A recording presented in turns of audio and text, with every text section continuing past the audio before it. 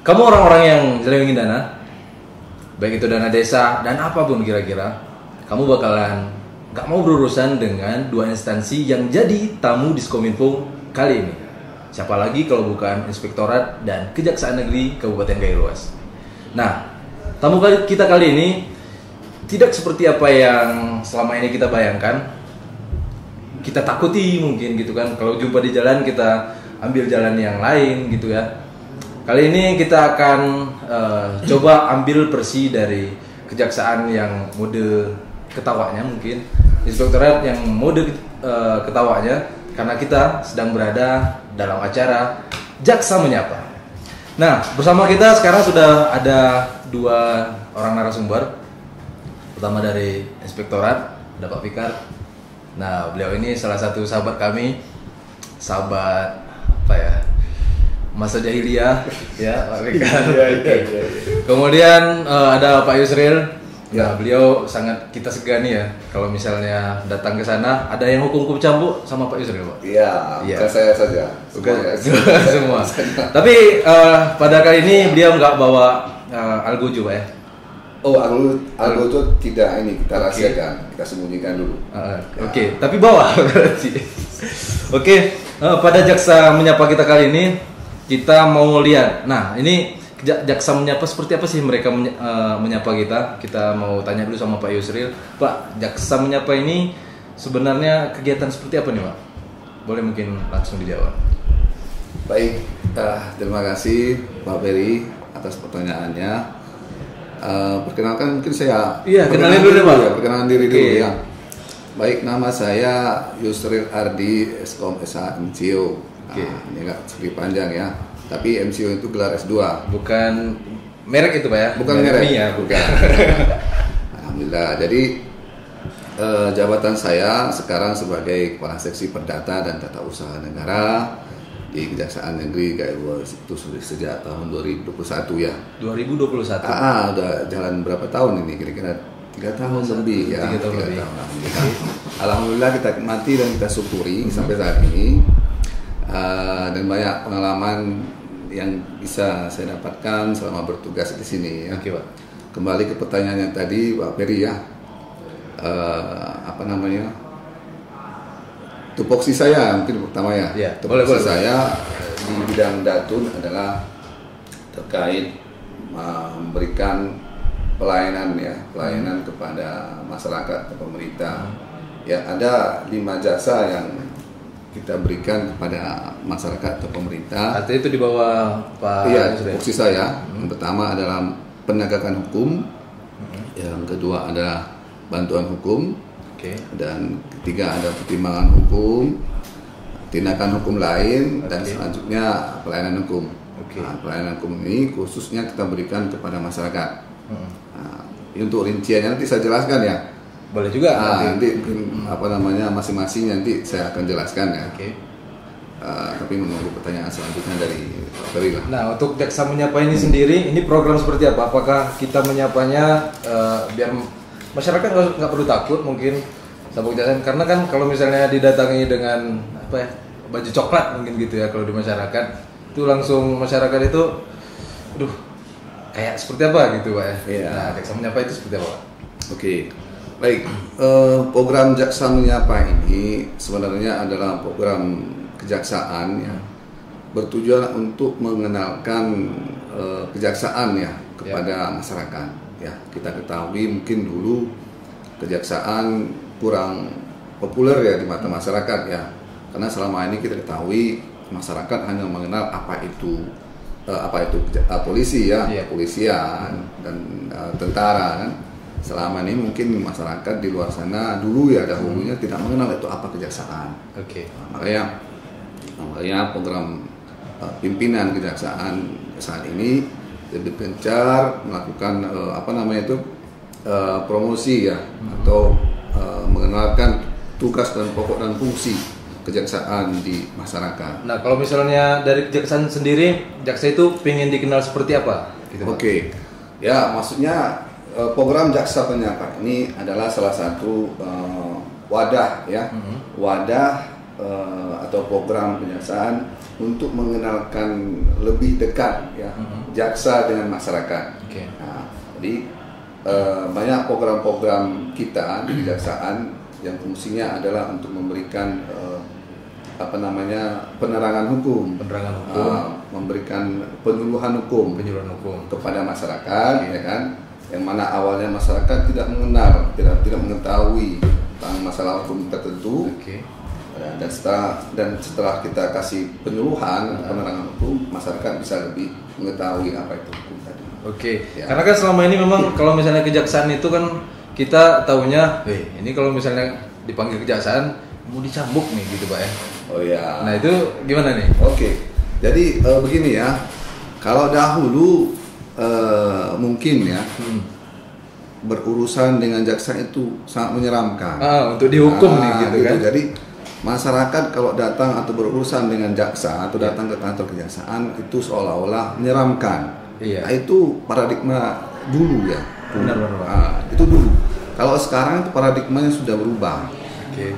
Jadi kalau misalnya seandainya masyarakat datang ke kantor kejaksaan, ya itu bisa jadi ada kaitannya dengan pekerjaan, ya. Iya. Misalnya masyarakat datang ke kantor kejaksaan dalam hal mungkin minta pelayanan hukum. Nah, ya kan? Pelayanan hukum. Berarti itu salah satu fungsinya. Salah satu fungsinya. Itu ada di bidang saya di Datun, ya.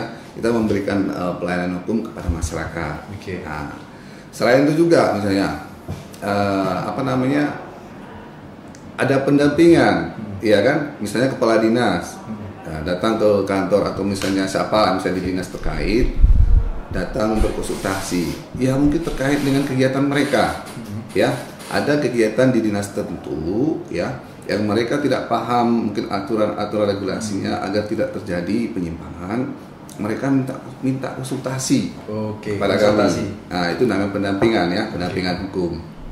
Tujuannya agar kegiatan tersebut berjalan dengan lancar dan tidak ada penyimpangan gitu. Berarti paradigma yang misal nih kan kita paling sering kalau misalnya tengok di di Facebook mungkin ya. Iya. Facebook kepala inspektorat dipanggil kejaksaan. Nah, ini juga agak ini ya Pak ya, agak ini ya. Tapi artinya kalau dipanggil bisa aja mungkin konsultasi. Iya. Ya, gitu Pak ya. Jadi terkait dengan inspektorat tadi ya. Jadi kejaksaan kan bermitra dengan siapapun ya. Iya. Termasuk dengan inspektorat ya. Jadi kita misalnya mitra dengan inspektorat terkait dengan tindak pidana korupsi yang sedang kita tangani, ya kan? Jadi misalnya ada laporan pengaduan dari masyarakat, ya. Sebelum itu kita lanjutkan, ya kan sudah ada MOU ya antara kejaksaan dan inspektorat dan kepolisian bahwa sebelum ditindaklanjuti oleh APH aparat penegak hukum terlebih dahulu ya APH tersebut harus berkoordinasi dengan pihak inspektorat. Gitu. APIP tadi ya, gitu. Berarti dia fungsinya kayak koordinasi gitu ya? Iya, betul. Koordinasi antara itu kalau misalnya Pak ada kasus di di manapun, mau di desa, di kampung atau di kecamatan, berarti fungsinya kalau inspektorat apakah yang melaporkan kah atau bagaimana sebenarnya? Mungkin tadi ya. Bro Pikar. Terima kasih nih Bro Ferry, sebelum kami masuk ke materi pembahasan kita ya. Iya, kenalan dulu ya. Kenalan dulu. Kalau dengan Bro Ferry kan udah biasa nih Pak Yusril. Iya, Ini rekan-rekan yang di rumah kan, supaya lebih mengenal nih siapa kita di inspektorat. Nama kami Muhammad Fikar, SIP NIP. Nah, kalau Bro Ferry sudah kenal nih. Iya. Nah, sekarang mungkin belum tahu. Ya, sekarang kami menjabat di Inspektur Pembantu Khusus. Apa itu Inspektur Pembantu Khusus? Nah, ini perlu tahu nih. Nah, ini kan 3 tahun belakangan yang baru ada nih Inspektur Pembantu Khusus. Yeah. Jadi sesuai dengan PP 72 tahun 2019 tentang perangkat daerah, di situ ada klausul untuk membentuk suatu lembaga internal untuk mencegah korupsi. Dibentuklah Inspektur Pembantu Khusus. Inspektur Pembantu Khusus. Pembantu Khusus. Nah, itu kita kaitkan dengan tupoksi lebih kecenderungan untuk pencegahan korupsi itu sendiri. Ya, pencegahan korupsi. Korupsi, kemudian untuk menjalin koordinasi dengan pihak eksternal. Oke. Pihak eksternalnya yaitu salah satunya APH, kepolisian, kejaksaan. Kalau kami ada lagi sub koordinasinya dengan KPK. Nah, untuk menjalankan program nasionalnya KPK yaitu MCP. Nah, itu perpanjangan tangan KPK untuk menjalankannya. Salah satunya Inspektorat melalui Irbansus tadi. Kemudian terkait pertanyaan Bro Peri tadi, kalau ada satu kasus, bagaimana cara menanganinya?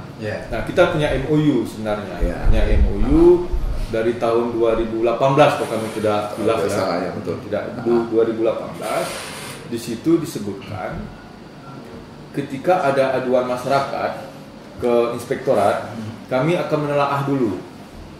Aduan masyarakat Inspektorat, kami akan menelaah dulu apakah aduan ini berkadar korupsi atau tidak.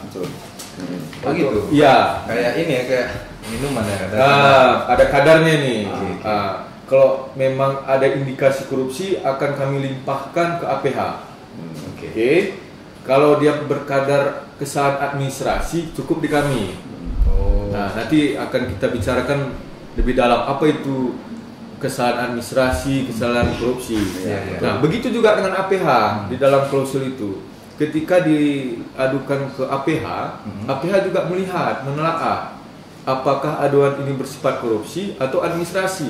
Kalau korupsi, mereka lanjut dengan proses internalnya. Kalau administrasi akan diserahkan ke Inspektorat. Nah, gitu Bro Peri. Jadi memang betul tadi kok Inspektorat sering ke kejaksaan. Mohon maaf, ini cuak ya, ini tukang lapor, salah. Satu dia kadang-kadang dipikir tukang lapor. Bisa jadi ini lagi berkasus inspektoratnya gitu. Malahan kami yang diberi laporan nih, ini teman-teman Inspektorat di sana kejadian, tolonglah sesuai dengan SOP internal pemerintah dulu bagaimana untuk mencegahnya. Itu.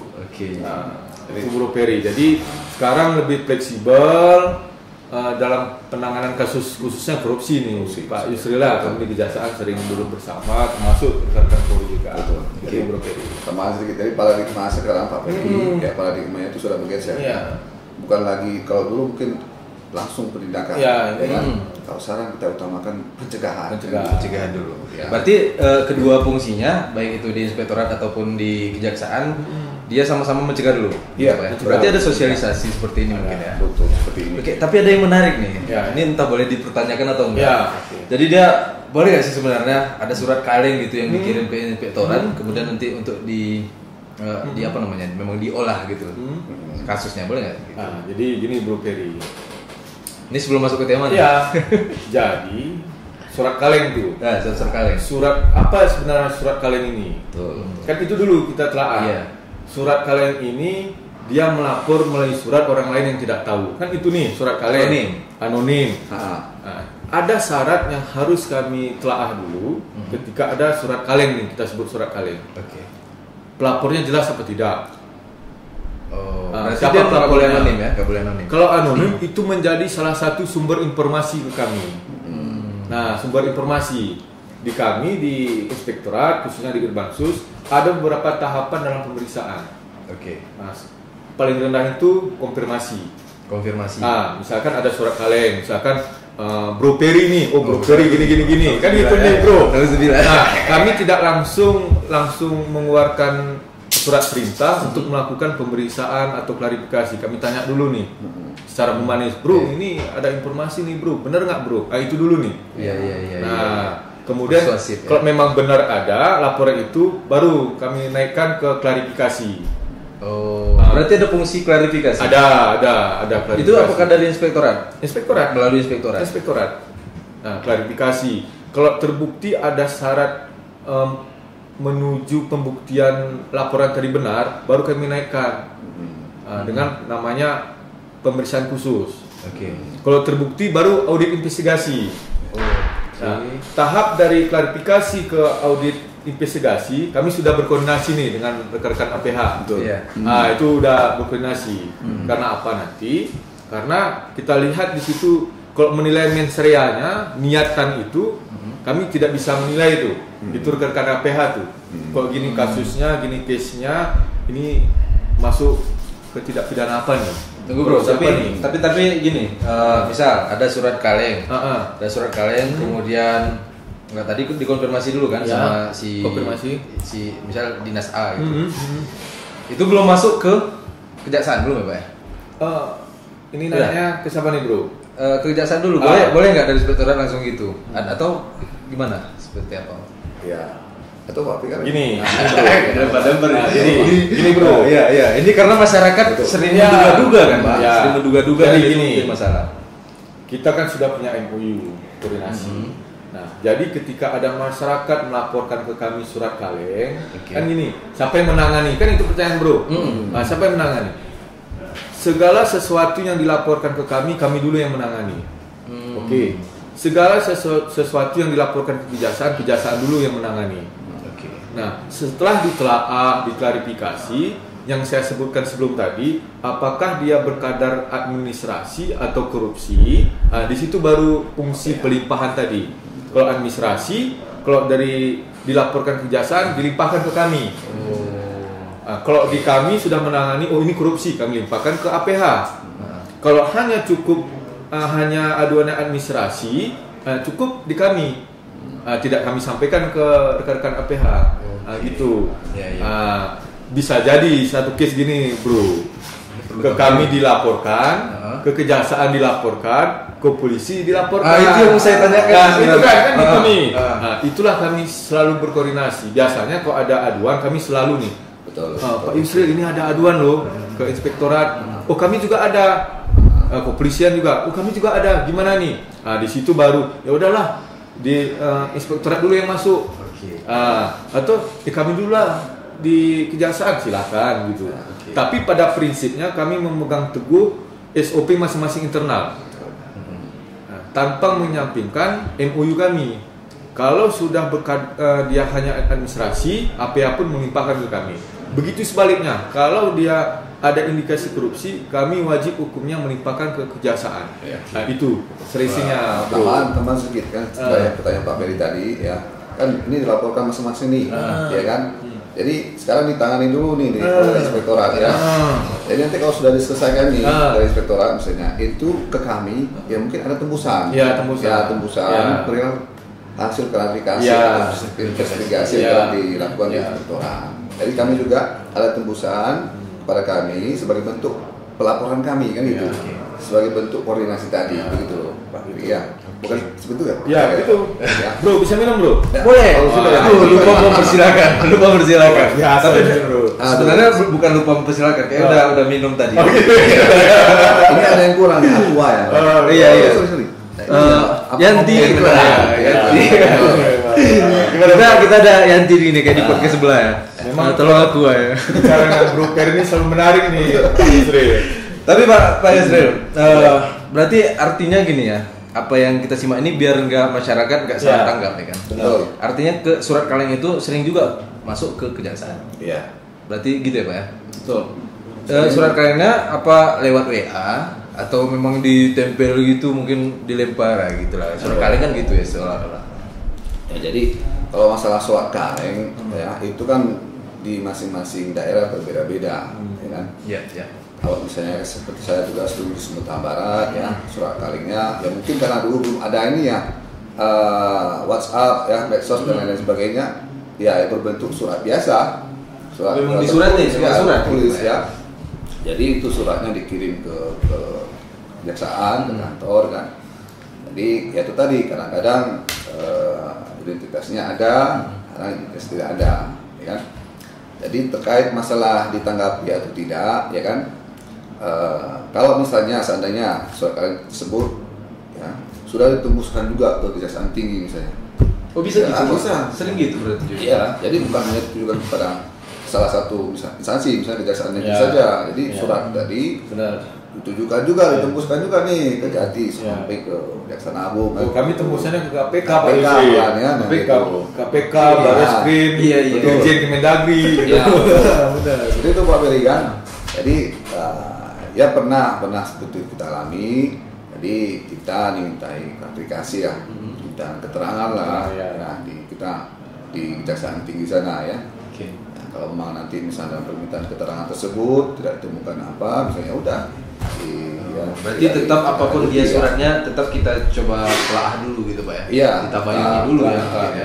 Oke, kita masuk ke ini dulu nih, sesi temanya Pak. Ya, Dana, tentang dana desa. Karena memang kalau kita bahas itu tadi sangat menarik. Ada absennya. Bahkan orang-orang mungkin pemirsa-pemirsa kita di sana, ini kok nggak dilanjutin nih? Nggak ya. Tapi nanti ada kaitannya dengan tema kita.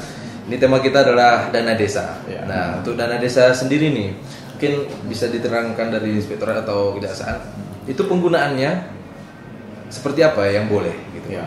Mungkin dari inspektorat. Saya duluan nih Pak Yusril. Ya, silakan Pak. Nah, jadi Bro Peri, kami dari perspektif inspektorat, kami sampaikan dulu tupoksi kami nih terhadap dana desa itu apa sih sebenarnya inspektorat. Nah, seperti yang disampaikan oleh Pak Yusril tadi, kalau kejaksaan turun ditakuti gitu kan. Benar-benar. Nah, selama ini inspektorat juga gitu Pak Yusril. Iya, betul. Nah, jadi seolah-olah image-nya inspektorat turun itu nyari salah gitu. Iya, benar. Ada aja salahnya. Nah, tapi pada prinsipnya inspektorat itu ada 3 fungsi di dalam dana desa. Nah, pembinaan, pengawasan. Nah, karena adanya PP 72 tadi ditambah pencegahan. Nah, itulah menyauti fungsi pencegahan tadi dibuatlah Irban Susadi. Nah, itu Bro.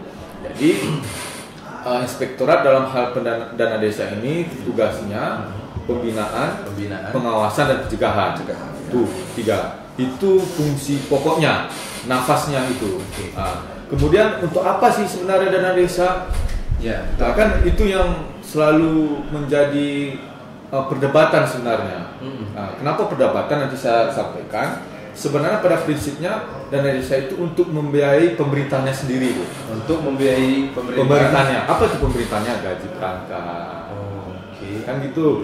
Nah, kemudian operasionalnya. Kan gitu. Kemudian yang kedua, penyelenggaraan pemerintahannya. Apa tuh penyelenggaraan pemerintahannya misalkan? Ya, untuk menjalankan tupoksinya kan ada kegiatan di situ. Nah, lebih kurang seperti itulah, pemberdayaan dan segala macamnya. Kemudian untuk dana desa itu untuk pembangunan di desa itu sendiri. Pembangunan untuk di desa itu. Mungkin seperti apa pembangunan yang misalkan ini spirit dana desa itu kan membangun dari pinggiran. Nah, kan itu spiritnya dulu. Kemudian pembinaan kemasyarakatan. Nah, apa itu pembinaan kemasyarakatan? Nah, jadi kalau Bro Peri ingat waktu kita SMA dulu Bro, setiap siswa itu akan dilihat kecenderungannya kemana. Kan gitu nih. IPS gitu ya. IPA IPS. Ketika kami kelas 12 dulu Pak Yusril. Betul.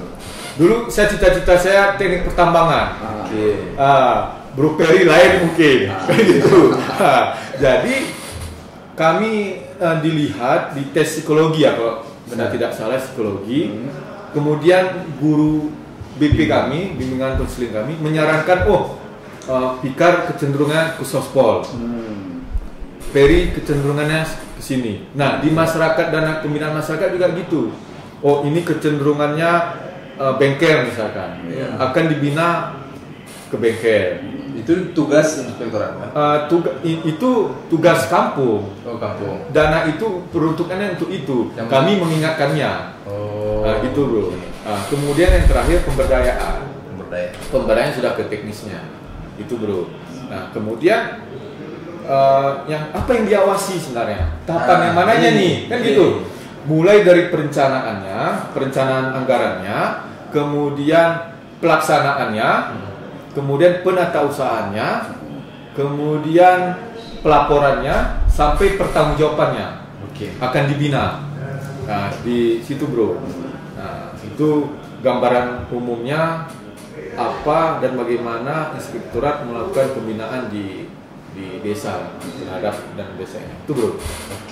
Nah, kalau misalnya kejaksaan nih Pak, nah, fungsinya dalam dana desa ini apakah sama juga mirip-mirip atau gimana Pak? Tadi ada tambahan sedikit, tadi kan pertanyaan Pak Peri terkait dengan penggunaan dana desa, ya kan? Jadi sebagaimana di ketentuan apa ya saya lupa ya. Jadi ada 7 program prioritas nih Ya. penggunaan dana desa ya tahun 2004. Tadi sudah disebutkan sebagian oleh Pak Fikar ya kan terkait masalah persoalan dana desa ya kan. Tapi ada beberapa poin penting juga nih yang sangat penting, yang sangat viral, maksudnya sangat menarik perhatian masyarakat Indonesia, bukan hanya Indonesia, dunia juga.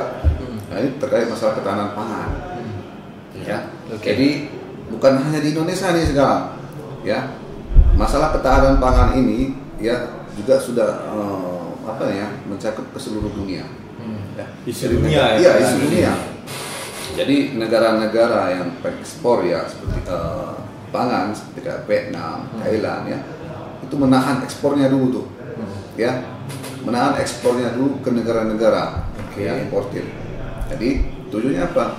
Mereka menyimpan dulu kan, dulu untuk ketahanan pangan mereka. Iya, simpan di rumah mereka karena dulu. khawatir nanti, misalnya khawatir tahun depan misalnya terjadi perang dunia ketiga, misalnya kita itulah salah satu program prioritas penggunaan dana desa adalah ketahanan pangan. Artinya kita mungkin kayak pengadaan bibit mungkin atau penyimpanan bibit. Betul. Jadi prioritas nanti ke sana ya pengadaan bibit ya kan. Baik itu bibit pertanian ya, dan juga mungkin peternakan ya, hewani ya. Selain itu juga adalah yang sangat penting adalah pengentasan kemiskinan ekstrim. Ini prioritas utama sekali nih ya. Jadi apalagi di kita juga di Aceh, di Galues, salah satu daerah boleh dikatakan ini ya kategori miskin. Jadi tujuan utamanya ke sana dulu ya. Oke, selanjutnya adalah penurunan stunting. Stunting kan, karena Galues juga masih tinggi nih tingkat stuntingnya ya. Kalau kita kaitkan dengan di seluruh Indonesia. Selanjutnya ini juga kalah penting adalah pencegahan narkoba. Itu masuk juga? Masuk juga, iya dana desa juga ya. Nah, jadi itulah poin-poin penting ya penggunaan dana desa tahun 2024 ini. Oke, itu dia tadi berarti ya. Kegunaannya. Nah, ini yang paling sering terlanggar atau dilanggar nih sama masyarakat. Mungkin dari Inspektorat nih bocorkan sedikit gitu ya. Jadi Bro Ferry, kalau kita berbicara di desa itu pelanggaran apa yang sering terjadi? Iya, khusus Galues. Ya, khusus Galues. Yang pertama pajak, bro. Pajak Penggunaan dana desa yang tidak di-store. Itu ada sebabnya. Yang pertama lalai, yang kedua ketidaktahuannya sendiri. Nah, belanja apa sih sebenarnya yang dikenakan pajak? Terus pajak apa? Nah, itu yang sering kami dapati di inspektorat yang terjadi di desa-desa itu sebenarnya. Jadi kami selalu melakukan pembinaan. Kalau belanja ini pajaknya dikenakan pajak ini. Nah, kalau honorarium pajak ini. Kadang-kadang sering cross, bro. Pajak barang misalkan dibayar jasa gitu, dibayar ini. Itu yang sering cross di desa sebenarnya. Itu yang paling sering. Yang sering itu pajak, kayak pajak. Itu yang paling sering nomor 1, nomor 2, nomor 3 atau ada yang lain-lainnya skip dulu. Oke. Karena dengan ini. Iya. Kode etik kami. Tidak bisa kami sampaikan. Karena ini sangat kita ingin tahu gitu. Mungkin kalau misalnya inspektor nggak mau menjawab. Ya, saya mungkin. Gimana Pak? Ini nggak ada iklan ya. Lanjut terus ya. Ada ya. Tadi ada tambahan sedikit. Tadi ada pertanyaan Pak Beri terkait dengan peran kejaksaan ya terkait masalah pengelolaan dana desa ya. Jadi saya tambahkan sebelum saya jawab pertanyaan Pak Beri tadi masalah modus-modus penyimpangan dana desa kan.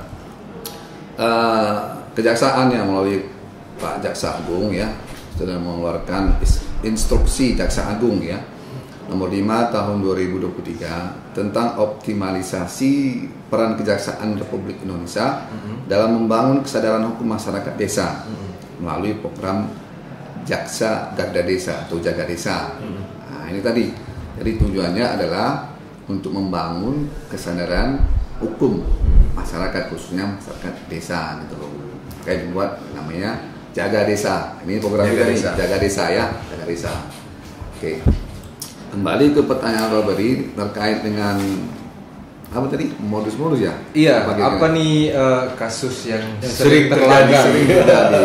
Terlanggar atau dilanggar dengan sengaja oleh? Ya tadi seperti yang disampaikan oleh Pak Fikar ya, masalah tadi ya, pajak tadi itu sangat umum ya mungkin dilakukan kan. Selain itu juga mungkin ya dalam pembuatan RAB fiktif bisa jadi. Soalnya banyak modus lain ya. Terus misalnya membeli suatu perangkat untuk kebutuhan desa ya, seperti kayak inventaris kantor. Tetapi itu alatnya tidak digunakan untuk kepentingan desa, digunakan untuk pribadi. Nah, kan gitu. Selain itu ada juga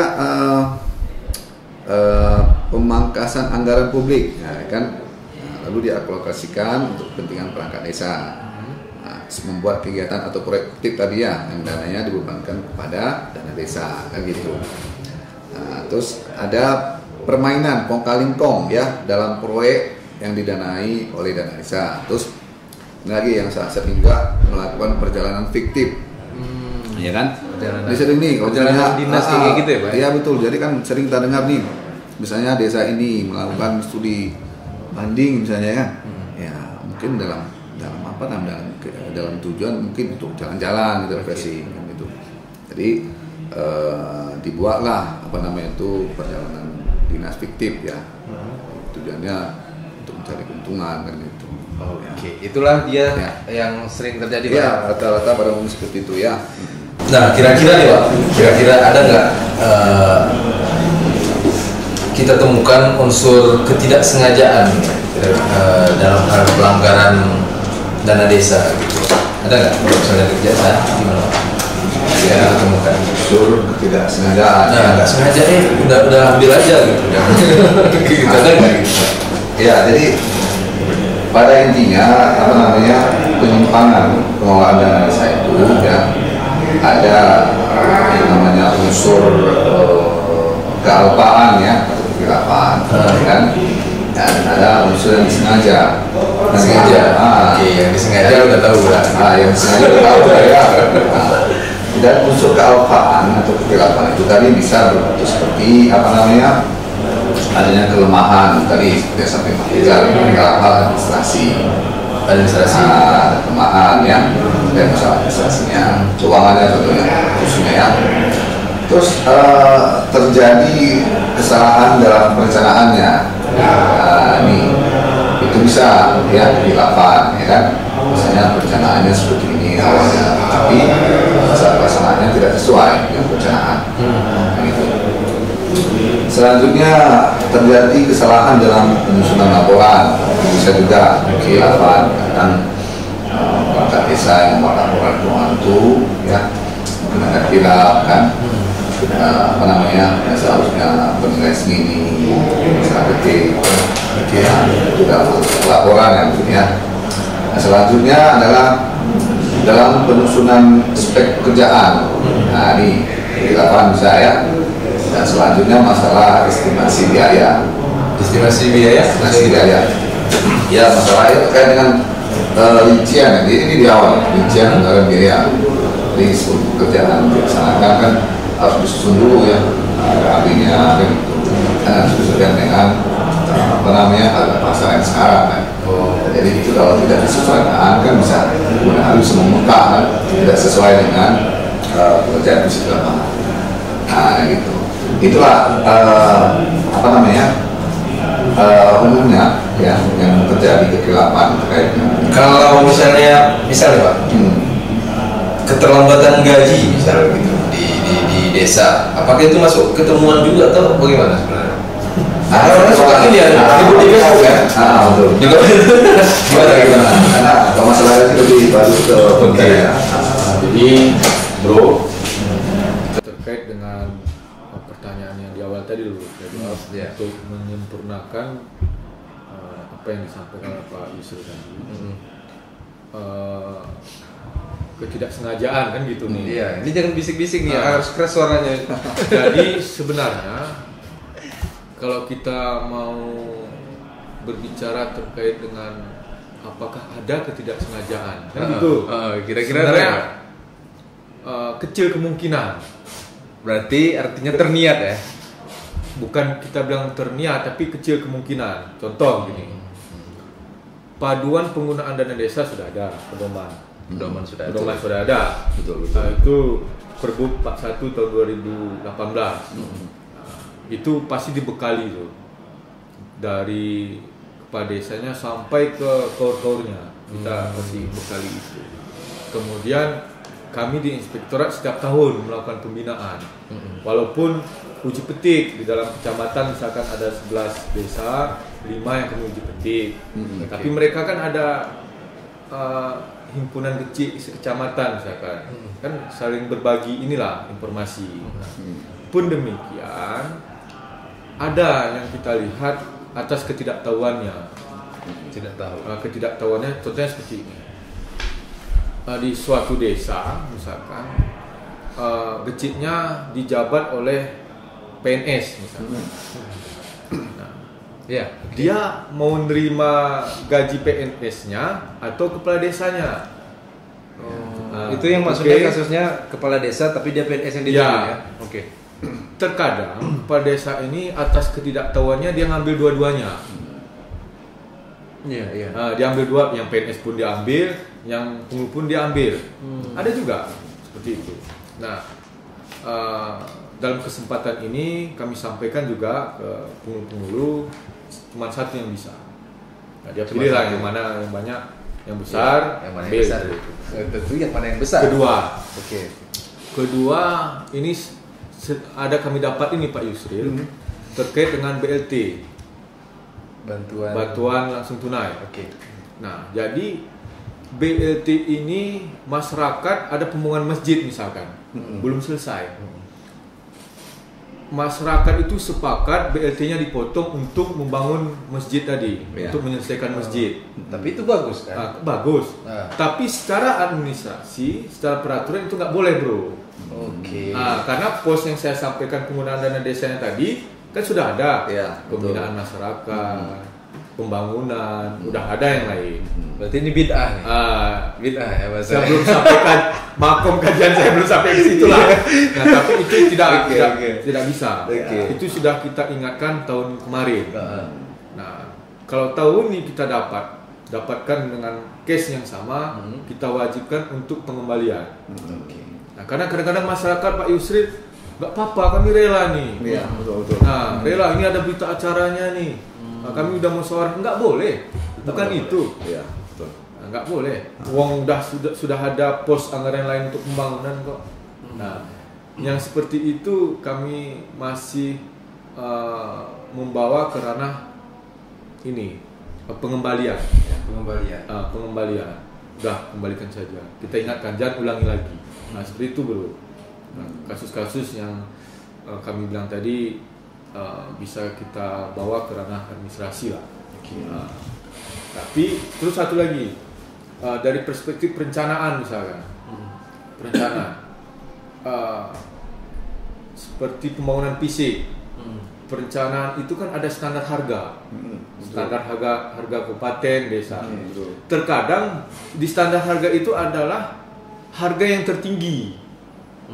Misalkan Aqua ini misalkan 15.000, mereka langsung 15.000 tanpa melakukan survei harga. Seperti besi, semen, apa segala macam. Itu sering kita temukan. Berarti memang harus sesuai dengan juknis yang berlaku. Harus. Dan itu memang harus.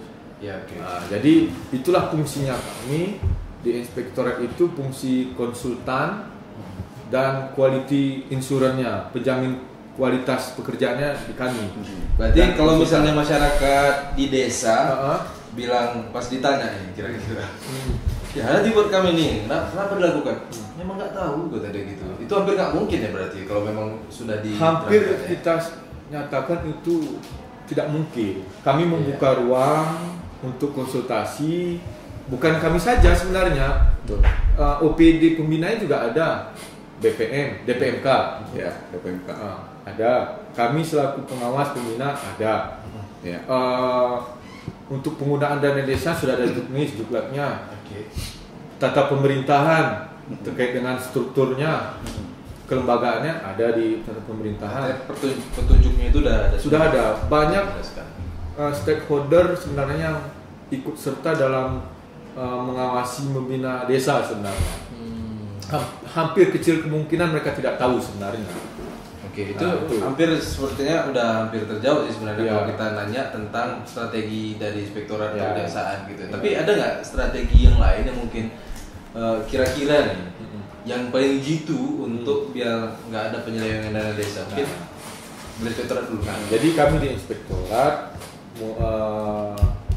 dari tahun ini atas kepemimpinan Pak Dedi, Inspektur, untuk memacu kami masuk ke ranah perencanaan desa juga kami ikut di situ. Oke. Nah, Musrembang mungkin. Musdes, Musdes, Musyawarah iya. Desa. Nah, kan biasanya diundang kecamatan. Kami sampaikan ke desa, undang dong, kami juga diundang. Supaya bisa kita telaah dari perencanaannya. Iya. Nah, kemudian pelaksanaannya. Nah, kami sudah masuk ke ranah itu juga, monitoring. Nah, bahasa kami itu ongoing lah. Betul. Berjalan juga kami sudah mulai ikut. Nah, desa juga kami beri ruang yang terbuka ketika mau didamping, come on, ayo mana, biar kami dampingi. Gitu. Segitunya sudah kami melakukan advokasi ke desa-desa, pendampingan.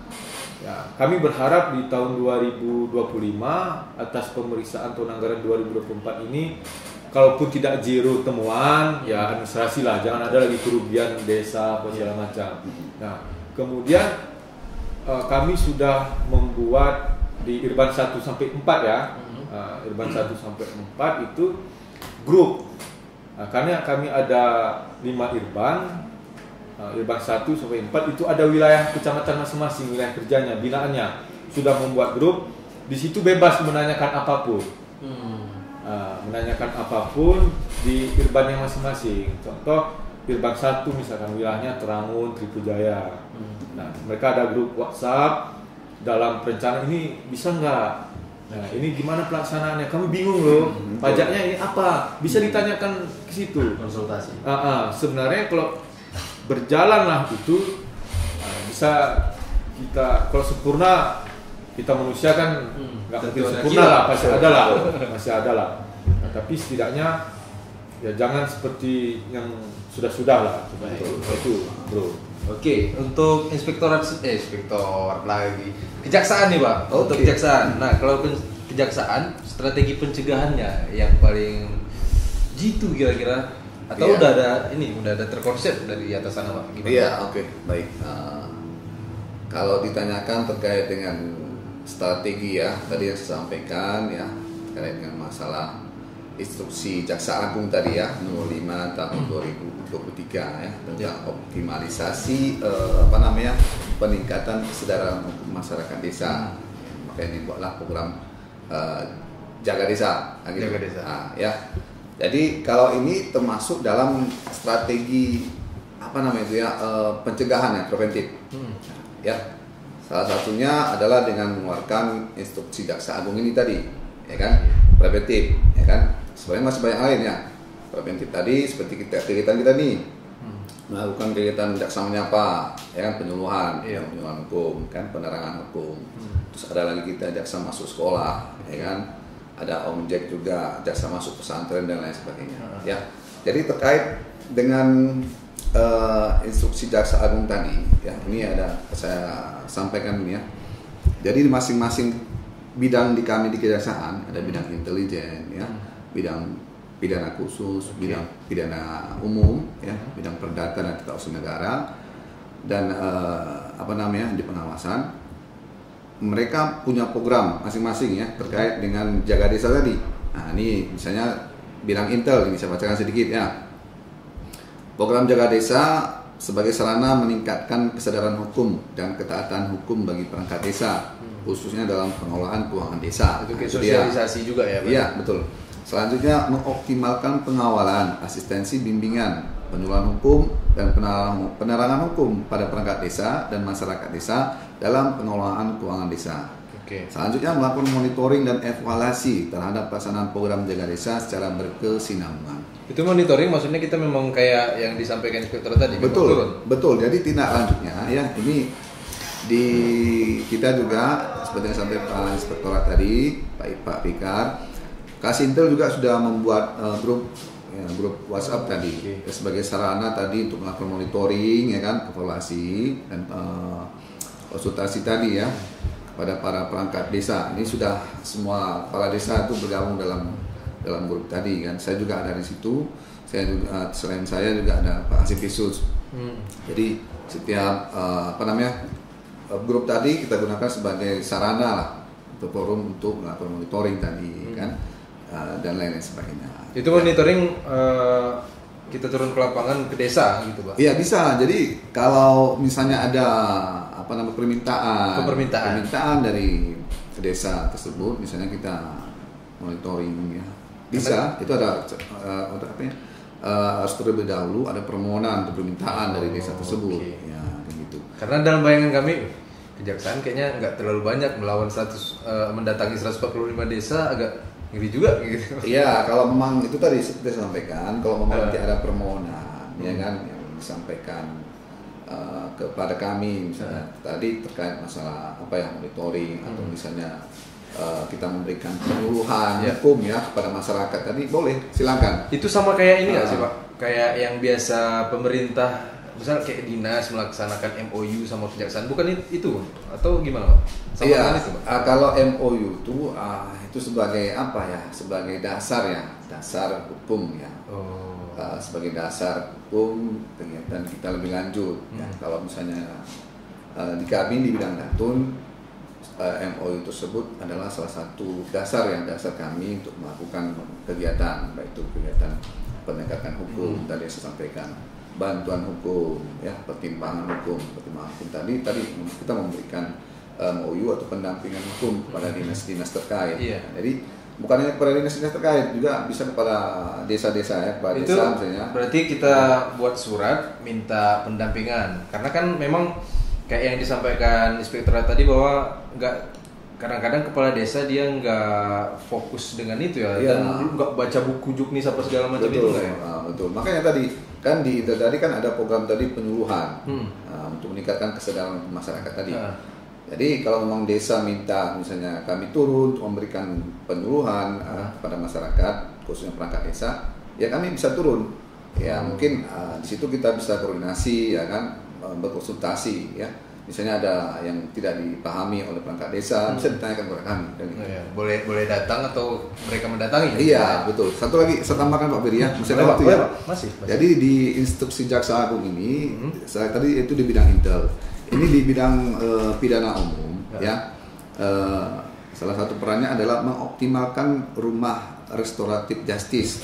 Nah, ya, dengan ini rumah RJ tadi, maksudnya nanti di setiap kecamatan itu ada dibuat seperti rumah ya, rumah RJ itu maksudnya untuk melakukan perdamaian ya. Jadi perkara. Ya, jadi misalnya perkara yang telah dilimpahkan dari kepolisian kepada kita, ya, itu bisa kita kita damaikan ya, kita RJ namanya, restoratif justice. Jadi perkara tersebut tidak perlu kita limpahkan ke pengadilan. Nah, jadi cukup kita damaikan di kejaksaan. Tetapi ada syaratnya nih. Tidak semua perkara itu bisa kita damaikan. Korupsi tidak bisa. Korupsi tidak bisa. Ya. Saya bicara masalah pidana umum tadi kan. Banyak lagi nih. Kita lihat masalah fungsi rumah RJ kan. Ini untuk di pidum ya. Selain itu juga di Pisus, ini pidana khusus ya. Pidana khusus melakukan pemantauan terhadap instansi atau lembaga yang berkaitan dengan pengelolaan keuangan desa dalam rangka mengedepankan upaya pencegahan penyimpangan pengelolaan keuangan desa. Ini Pisus nih, dia berperan melakukan pemantauan, kayak gitu. Selanjutnya melakukan penegakan hukum terhadap dugaan penyimpangan pengelolaan dana desa. Ya, jadi seperti yang Pak Pika sampaikan tadi, kalau memang nanti misalnya laporan tadi misalnya tidak ada kesalahan administrasi, ya kan, nanti silakan kepada kita ya untuk kita proses lebih lanjut.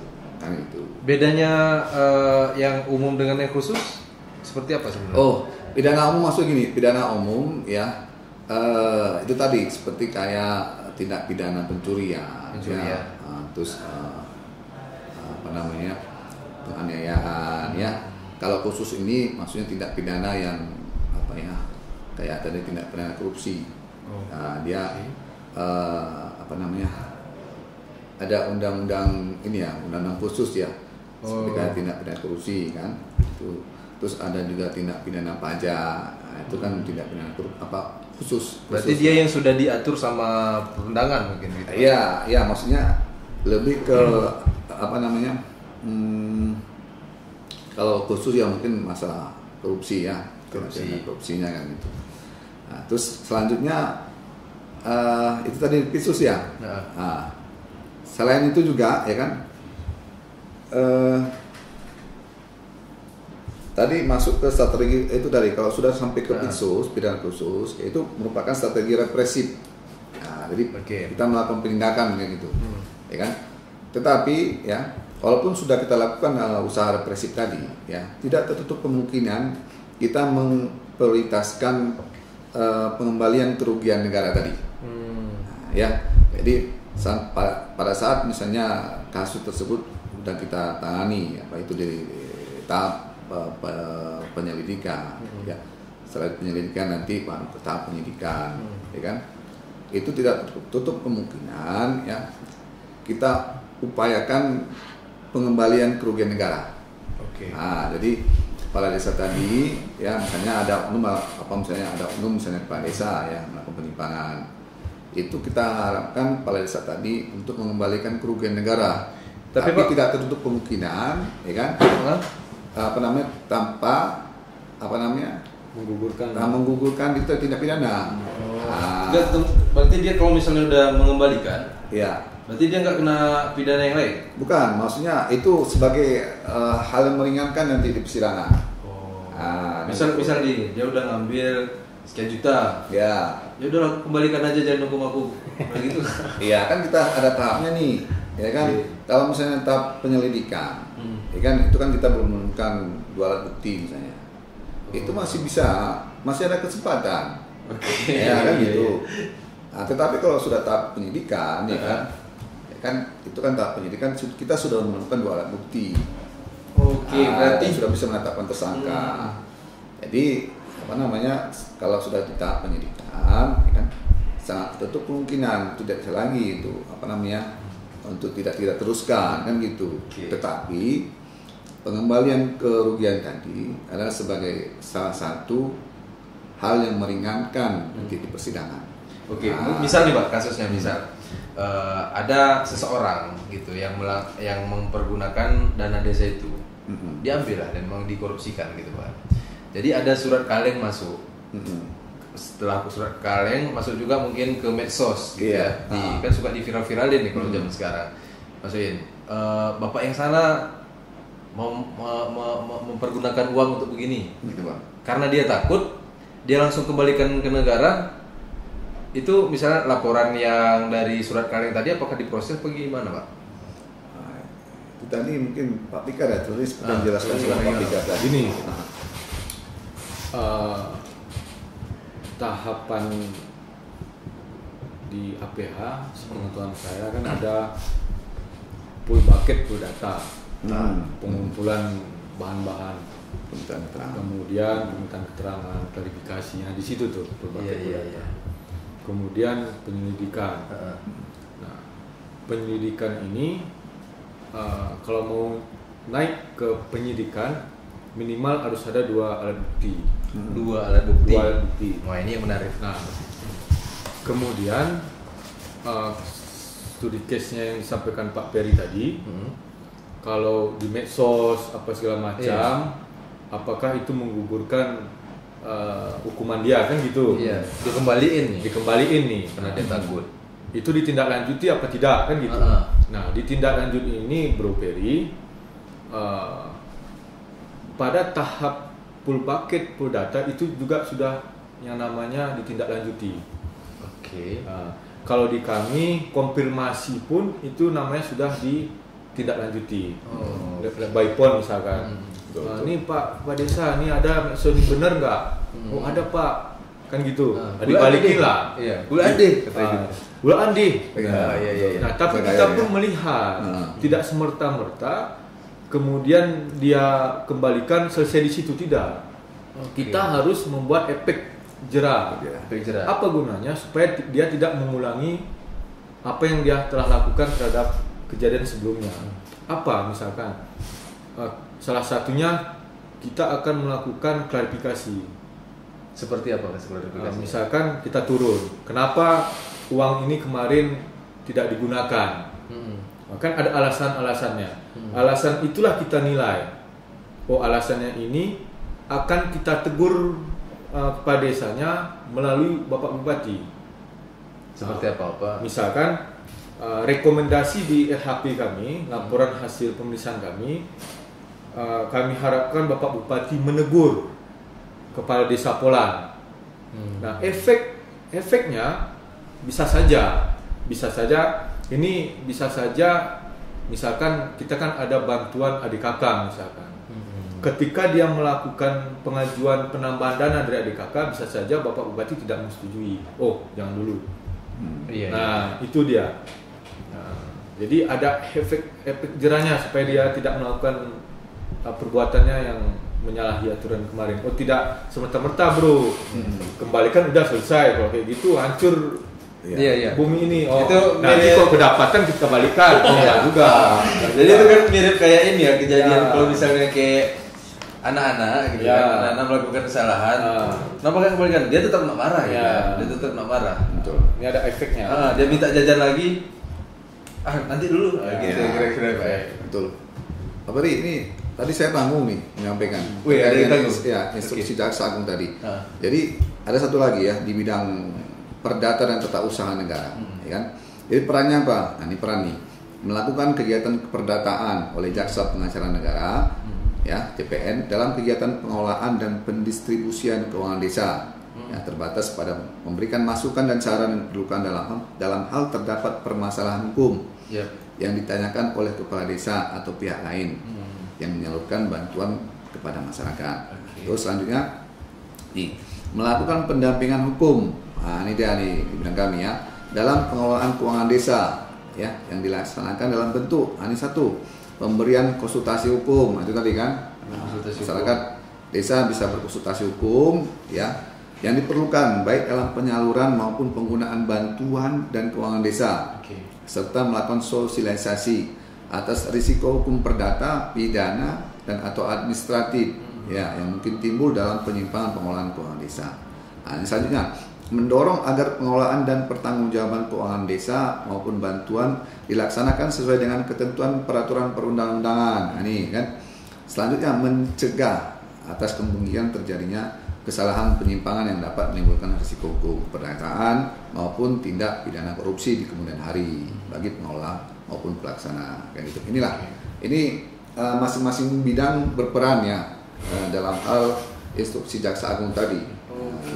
Jadi ini dalam hal dana desa semuanya berperan. Di betul. setiap kasus Ya, itu ya. bidang Intel, bidang Pidum, bidang Pitsus, dan bidang saya dari bidang perdata dan tata usaha negara. Oke Pak, kalau misal nih, karena kan kalau lokasi kita ini secara geografi kan cukup jauh ya Pak ya. Misal dari Kejaksaan ke Putri Betung kan cukup jauh. Betul. Bisa nggak sih kira-kira misalnya kepala desa itu mau melakukan pendampingan hukum kah atau konsultasi, baik pun aja gitu? Oke, ini pas sekali nih pertanyaannya kan itu. Jadi pertanyaan Pak Peri tadi sebenarnya saya mau sampaikan di akhir. Tapi kalau Pak Peri tanyakan di awal, saya jawab di awal kan. Jadi di bidang saya di Datun itu kita kan ada fokus memberikan pelayanan hukum. Pelayanan hukum tadi itu bisa bersifat konvensional manual. Manual itu bisa datang ke kantor kejaksaan, ya kan. Jadi kalau misalnya masyarakat datang itu tadi kan pertimbangannya jaraknya jauh. Benar Pak. Ya kan kita ada 11 kecamatan, ya kan. Jadi kejaksaan di Datun juga sudah ada pelayanan hukum secara online. Secara online. Jadi masyarakat nanti bisa tinggal buka handphone nih di HP ya. Bisa dipraktekkan nanti ya. Tinggal diketikkan di Google ada namanya Halo JPN ya. Halo JPN ya. Jadi nanti masyarakat bisa nanti mengisi lokasi ya di Halo JPN itu aplikasi melalui website ya. Nanti masyarakat daftar dulu, masukkan identitas ya, email ya, nama email. Setelah itu isi identitas sudah ada. Setelah itu pilih Kejaksaan Negeri Galuas. Jadi nanti di situ ada 5 persoalan yang bisa dipertanyakan kepada kami terkait masalah tanah. Ya, terus masalah perkawinan. Ya, terus ada masalah PT ya, perusahaan terbatas ya, PT ya. Jadi kita bisa juga membubarkan perusahaan terbatas kalau misalnya ada penyimpangan dan lain sebagainya. Jadi kalau misalnya nanti masyarakat bisa bertanya yang masalah korupsi, nanti kita bisa jawab, nanti kita arahkan ke kasihnya kan gitu. Nanti mungkin kasihnya akan menjawab pertanyaan tadi kan. Itu langsung masuk ke Kejaksaan Gaya Luas. Iya, jadi nanti kan ada di aplikasi kami, nanti kita ada adminnya nanti ya kan. Nanti pertanyaan tadi kita bisa coba cek nanti di di komputer kita. Kalau mau ada pertanyaan masuk, nanti kita jawab. Oke. Itu pelayanannya Pak 24 jam lah berarti ya? Iya, aplikasi. Nah kalau misal nih Pak, untuk prosesnya kan masyarakat kirim lah seperti itu. Pemrosesan jawabannya mereka dapatkan dalam waktu. Iya, dalam waktu secepatnya ya. Jadi kan nanti kita juga akan akan balas ya kan, nanti kita kirimkan juga melalui email dia, email juga ya. Dan juga mungkin aplikasi kan itu bisa nanti terbuka ya. Jadi di situ kan ada pertanyaan, ada jawaban. Jadi masyarakat umum bisa memantau seperti kayak aplikasi tanya jawab gitulah ya. Tapi berarti nggak dia secara langsung ya? Iya. Kayak kita ngechat gitu juga ya Pak ya. Jadi juga sebenarnya ya kalau nanti berkenan ya masyarakat bisa misalnya kalau mau meminta pelayanan hukum kepada kami, konsultasi, itu bisa menggunakan aplikasi yang lain ya, teknologi yang lain seperti kayak kita menggunakan Zoom. Zoom. Ya, jadi nanti misalnya kita tentukan waktu. Ini buat janji dulu sebelumnya. Iya, janji dulu kan, kita koordinasi dulu sebelumnya kan. Jadi nanti masyarakat bisa berkonsultasi kepada kami melalui Zoom misalnya. Oke. Untuk saat ini Pak, ada nomor khusus nggak yang bisa dihubungi masyarakat nih untuk kejaksaan? Nomor WA mungkin, telepon mungkin, saat ini udah ada belum? Iya, kalau untuk nomor khusus ya sebenarnya itu di bidang intel ya, tapi kita kan ada medsos nih, media sosial kan, itu adminnya 24 jam. Admin 24 jam. Jadi nanti coba silakan follow ya IG kita, Kejaksaan Kejari Gaya Luas. Ya, juga di Datun juga ada nih, Datun Kejari Gaya Luas. Ada khusus? Ada khusus. Jadi nanti kalau misalnya ada pertanyaan, misalnya kita di DM aja ya.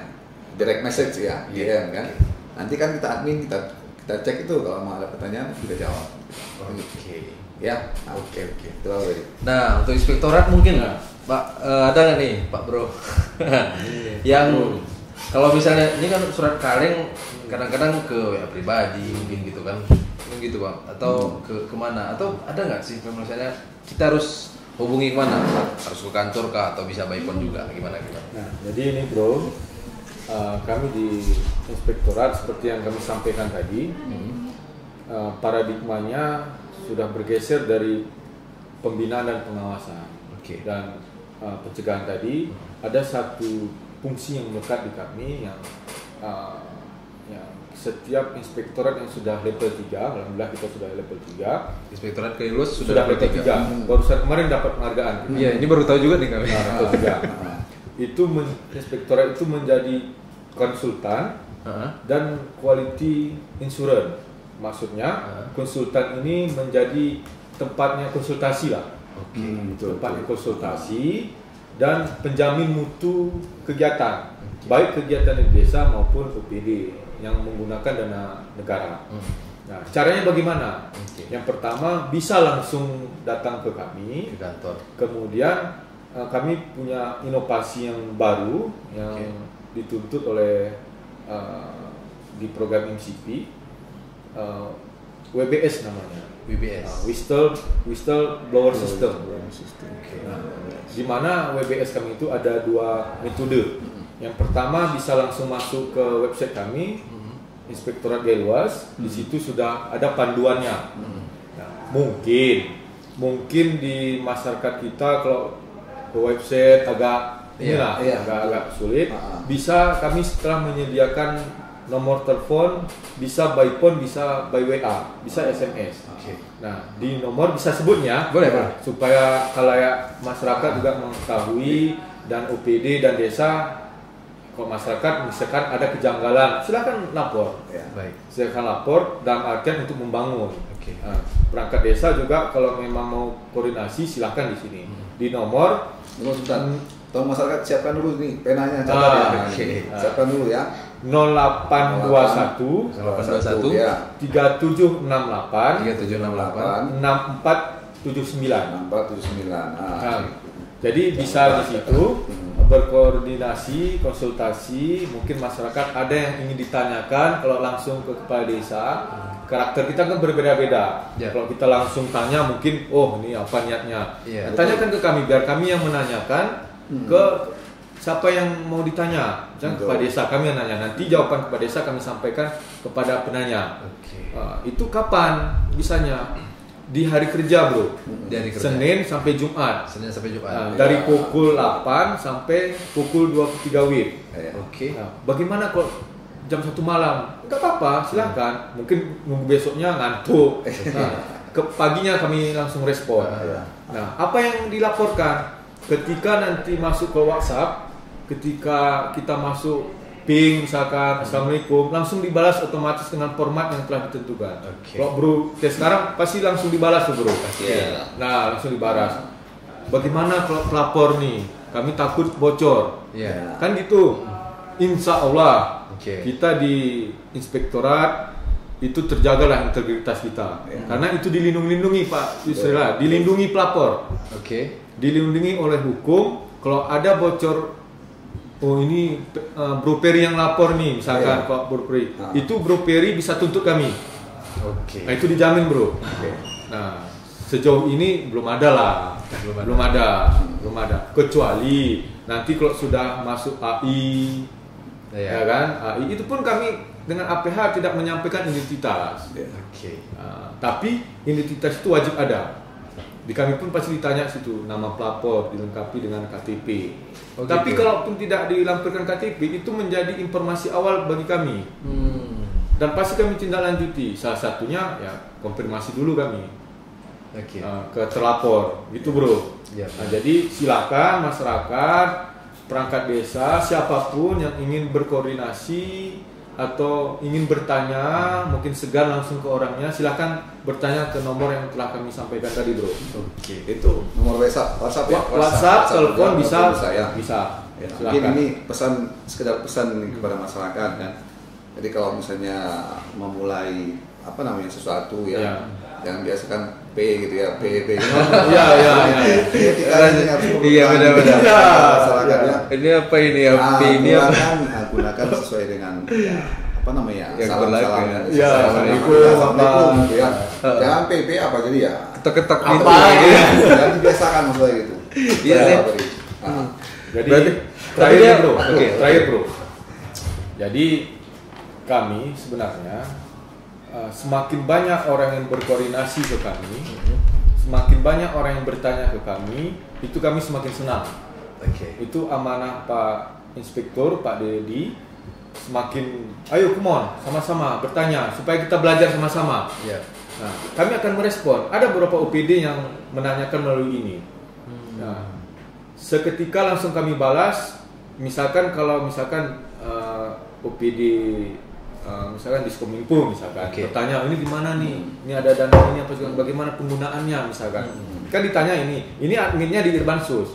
Admin di Admin di Irbansus. Kami akan menyampaikan pertanyaannya ke Irban yang bersangkutan. betul. Oke. Nah, nanti jawabannya bisa melalui kami atau direct langsung ke yang penanya. Oke. Nah, itu. Tapi kalau terlapor terkait dengan kecurangan, itu Irbansus yang menangani. Tapi Langsung. koordinasi kami akan opor akan kami sampaikan ke Irban mana sebenarnya nih, OPD mana. Nah, OPD pembinanya kami sampaikan bro. Itu yang terakhir yang ingin kami sampaikan amanah Pak Inspektur. Siap.